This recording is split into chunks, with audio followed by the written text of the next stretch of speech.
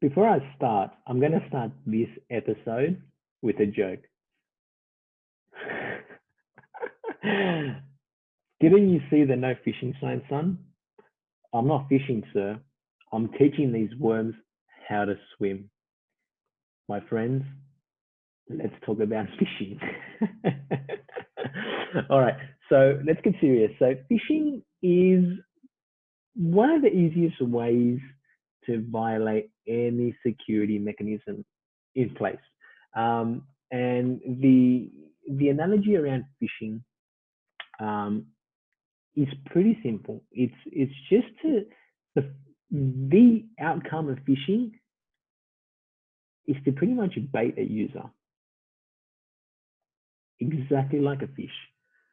Now, there's two different types of phishing, and we'll talk more about them as we continue this little segment. But the main difference between phishing, the PH, and spear phishing. And if I hear you say, Andrew, you already told us what the difference is, and that difference is phishing is a hope and spray like scenario where I want to try and target everyone and anything, where spear phishing is very concise. It's probably pre thought out, it's pre calculated, it's pre assumed, it's very concise and specific to that person within the organization, to the department, based on their maybe the hobbies, their likes, the interests, what they do on a day-to-day basis. So that's the two differences between phishing and specifically spear phishing. So the whole analogy is to try and bait a user to do some sort of activity in order to compromise that organization, that user, that staff member into revealing or giving out details that they shouldn't make public or they shouldn't make accessible to someone that they don't know. And that information could be anything like usernames, passwords, Wi-Fi details, company account information. It could range anything that's specific to that organization or anything that's deemed sensitive and confidential that then is exposed to, someone that shouldn't have access to that sort of information. Okay, and that's the whole outcome of phishing, and it's done very, very easily. And I'll give you guys some examples as well as we continue. But the main thing that we sort of want to understand is phishing is mainly done by um, the biggest threat with phishing is pretty much emails, and emails are the only thing that phishing is sort of formed around, if you want to look at it that way. Um, Emails. Now we'll take a look at some examples of some phished emails as well. And the cool thing about this is, well, not the cool thing, but the easiest way to fool someone is to change the characters around. So if there's an email that's coming from Microsoft, in many cases, the attackers will buy a similar domain and they'll alter, some characters such as an O or whatever, and it'll make it look very appealing to what Microsoft's domain or the victim domain is going to look like. And we had one not too long ago at a company I was consulting for. We had a supply chain attack.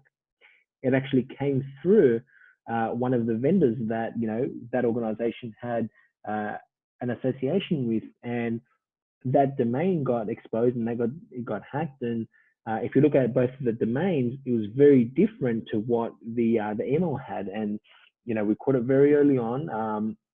And in the subject of that email, in the signature of the person that they always spoke with, his signature was actually copy and pasted, and it was very well done. Where looking at the email, there was no shades of different coloring with his signature. It was very properly well done. And as soon as you put your mouse over that the signature, it will actually come up like an actual photo, like there's a picture there. So instead of the mouse icon coming hovering over, it actually turned into a finger, which will then which actually showed was actually an image that was copy and pasted. And that image, once you clicked on it, took you to an external link. So God knows what was downloaded. There was an application that was installed and downloaded, and really can't expose and talk too much about that. But that's an example of how these things can happen. Is and this is one of those measures where we say buy every single domain possible when you're buying domain names, because it only takes an attacker to change an L to a 1, and it looks very appealing, or a dash, and then it looks very much alike, but it's not the same domain. And then you can spin up a different website that's identical to that company or to that person that you're trying to attack, and then you can take them over to that website, which is obviously malicious, and you want them to maybe put in some credentials such as username and password. In this case of this example, we had a couple of partners of the firm had an email come from that supply chain. They clicked that link and took them to an O365 website. Now, the issue with O365 was it was HTTP.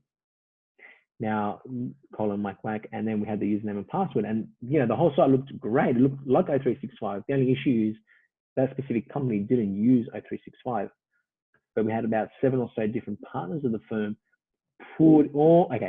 not put in, but almost put in the details, the usernames and passwords to that site using their own credentials. So that was almost a form of phishing attack that was very well, concisely spear-phished attempt at these partners that almost had that attempt, and that was brought to our attention, and we did our own incident response based on that.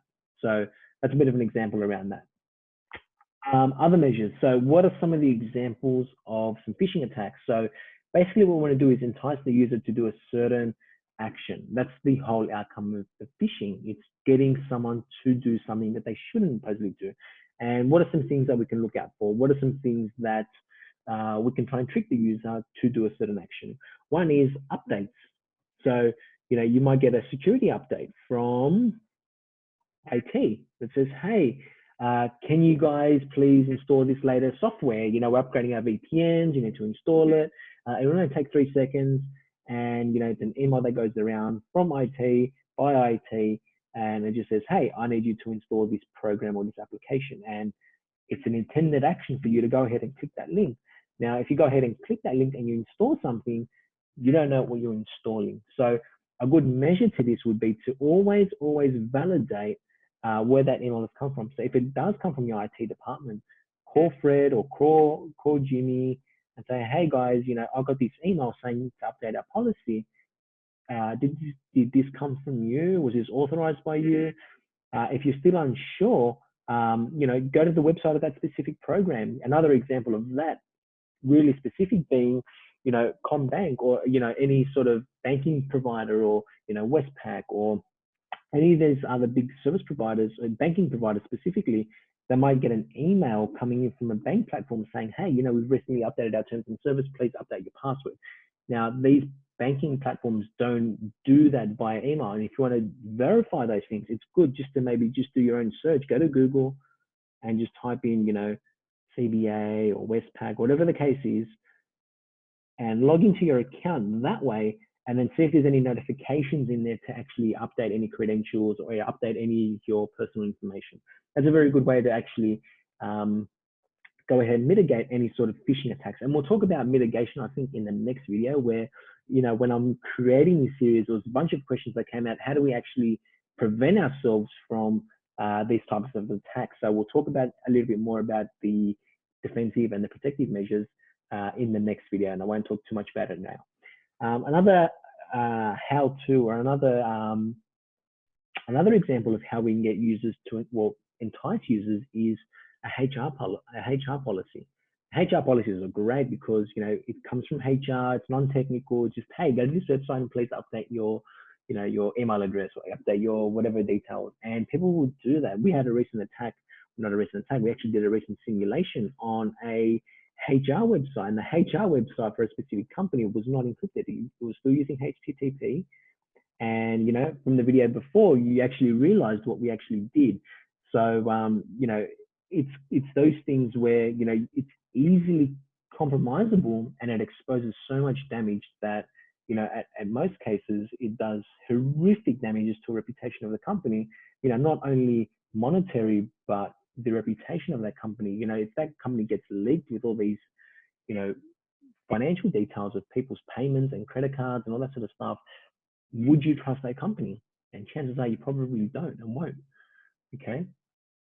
Number 3, password policy. This is one of the easiest ones to fool users, is to update the password, the IT password, calling IT, or going behind a when you walk into a reception desk, is taking off the monitor so that the screen goes off, and then placing in a call to someone and say, hey, we can't log on. What's the password? The screen's off. The Wi-Fi is off. If you disconnect the Wi-Fi cable, Wi-Fi network's out. So you can just walk over and then just be like, hey guys, the Wi-Fi is not connecting. Do you have any idea of what it is? Oh yeah, sure, here it is. And it's very easy and very deceiving for those types of attacks. What else is there? Let's think. Number 4, delivery. If you're expecting parcels from Australia Post, FedEx, there was the recent Australia Post attack that went around, and these were very scrupulous attacks because, some of these people actually had parcels with the Australia Post, and God knows where the Australia Post information was exposed for these people to find out where that information was hidden, so they can actually spearfish those people and say, hey, you actually got a parcel.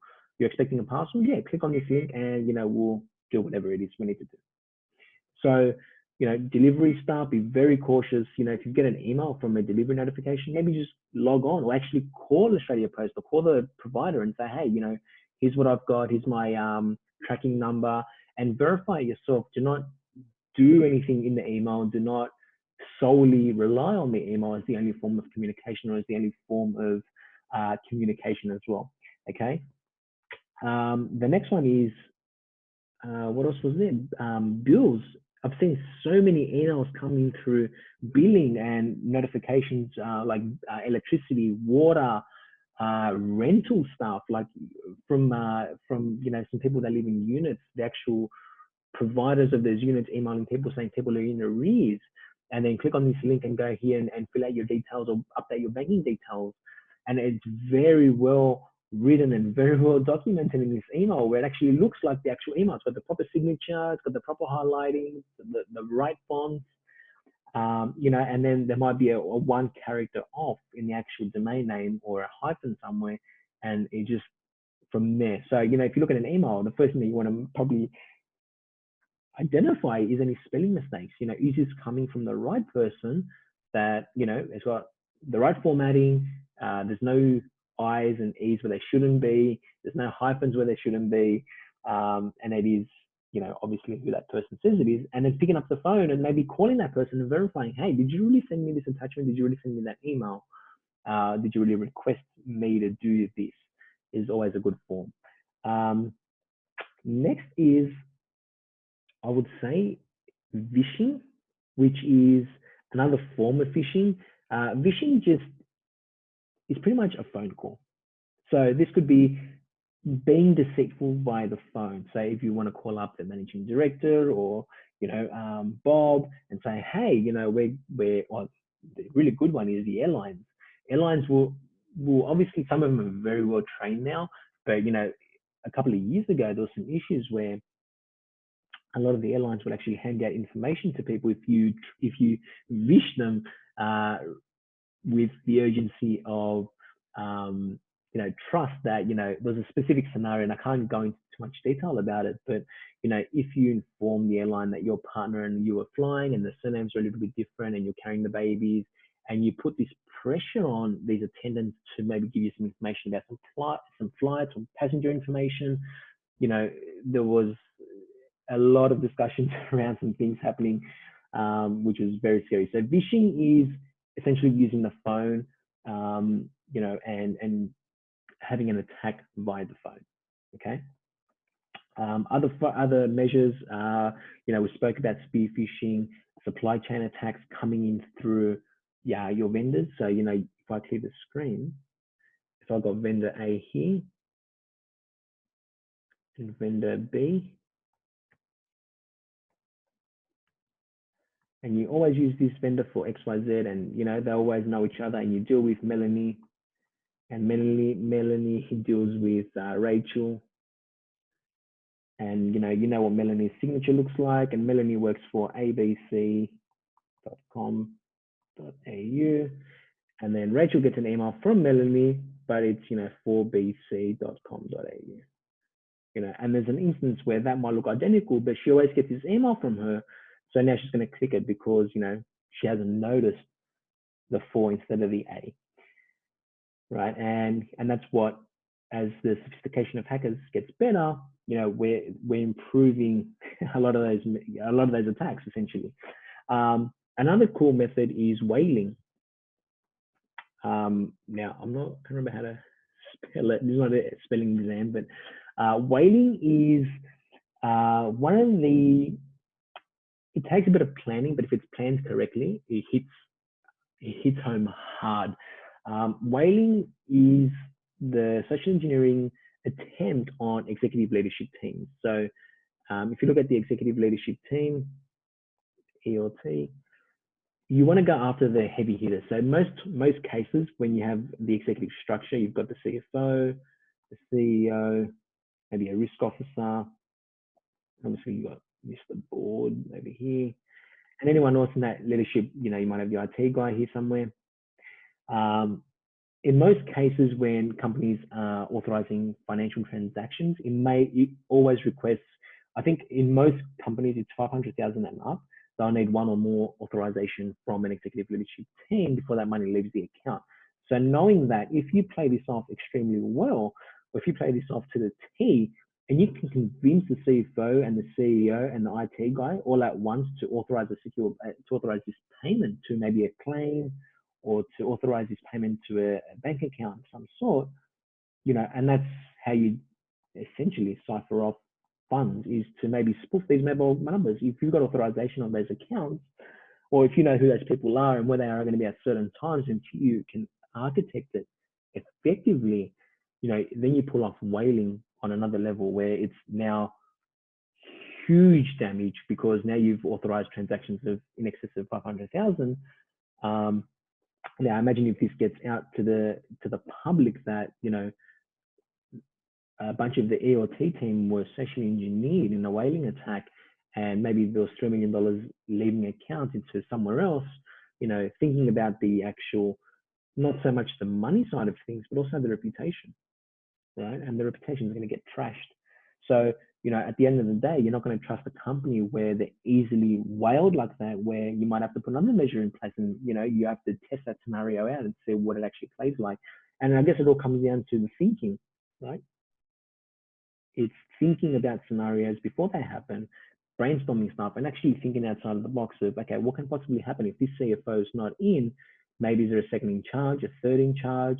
Maybe there's another process altogether. Maybe if you can't get a hold of the CEO, maybe he's the only one that can approve it.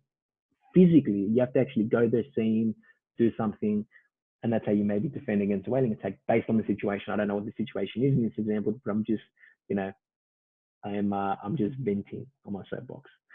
So there's some examples. Here's an example of a phishing email that I've got today or recently. I get a bunch of these that, this one was from Australia. It was actually in Melbourne, and I just took some stuff out of here. And it's saying to me, there's a quotation request. This, sir, madam, I called your office. Well, one is I don't actually have an office anymore. So yeah, good luck with that. But can I connect with you? What is happening? I have sent this request for quotation many times, but no reply. I said, maybe you are out of office. So I decided to send again. Please find attached file for quotation, waiting for your urgent reply. And that's great. And I don't know who this person is. I don't know who the company is. And if I wanted to verify that, I'll confirm and call that number or call those people and see who that person is. And it's obviously getting me to install something. I don't know what it is until I extract it, but obviously an action for me to go ahead and do something, right? And I'm not going to touch it. So we spoke about types of phishing, and I think that's pretty much it. I think we've covered what we've covered. This has been really fun. In the next video, we're going to jump down to a couple of examples that we're both going to talk about. I'll talk about some personal examples that I've gone through, and then we'll look at some examples of email attacks. And yeah, I hope this was fun, guys. I hope you enjoyed it. I hope you got something out of it. And I hope you can walk away with knowing a little bit more about, these attacks. So I'll see you guys in the next video. I hope you've enjoyed it, and I'll speak to you guys very soon.